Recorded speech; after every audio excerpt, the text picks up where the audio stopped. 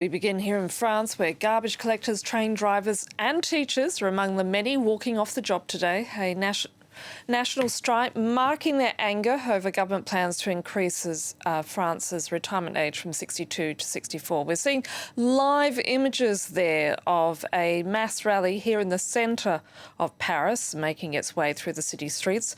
At least 260 demonstrations have been held across the country, with police estimating somewhere between 1.1 million and 1.4 million people will be taking part. France 24's Liza Kaminov has more from the mass rally in the centre of Paris.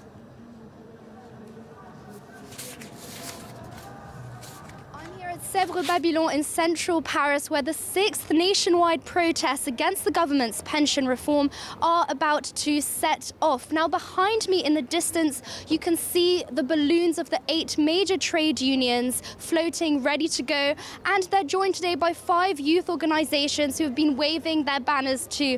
Now, the atmosphere at the moment is quite festive. Whilst people are joining bit by bit, you've got music playing, people singing, dancing, barbecues being cooked, food and drink being sold.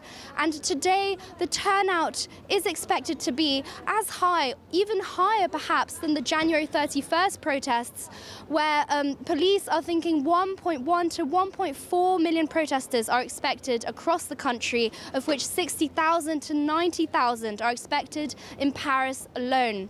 And the aim is clear. The unions have been saying, they've been promising to step up the movement and bring the country to a halt, and also the economy to its knees.